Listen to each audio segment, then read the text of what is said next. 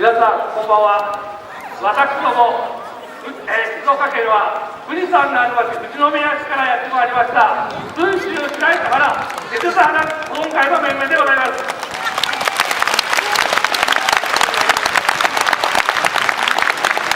本日は当主を見切ろうと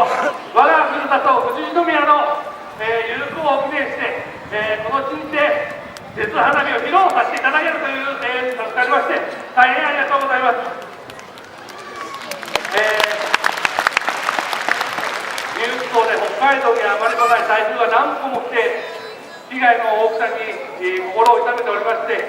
我々もこうやって花火が上がれるのかなと思っておりましたが、関係者のご尽力で今日の日を迎えたことを大変ありがとうございます。被害に遭わされた方の気持ちが晴れるような花火を上げたいと思いますので、よろしくお願いいたします。それではまず最初に清見の儀式の方をちょっと見ていただきたいと思います。富士宮のこの手筒花火は心一層厄払いの花火です。ですので、上げる場所、上げる我々自身が手があれがよろしくないということで、おみきと塩で清めた後、花火を上げたいと思っております。少々の時間お貸しくださって清めの儀の方をご覧ください。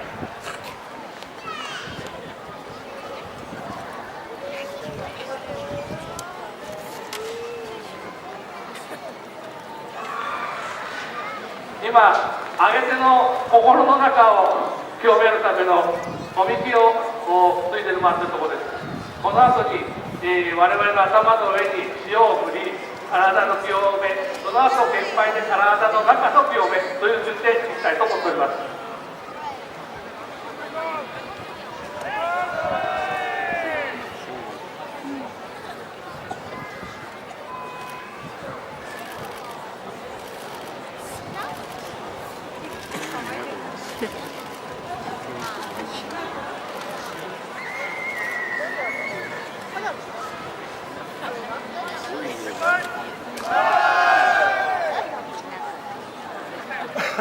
すみません、いよいよ手筒花火の方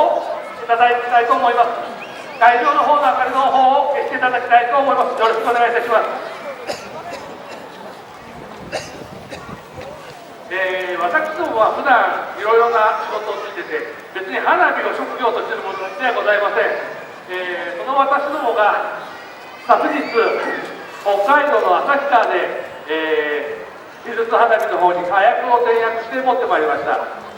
その花火がきれいにちゃんと上がるような花火であるかということを試す意味でも、まず最初に「試み」という花火を4本上げさせていただきます。一本一本、消えるまで4本続けて上げてまいります。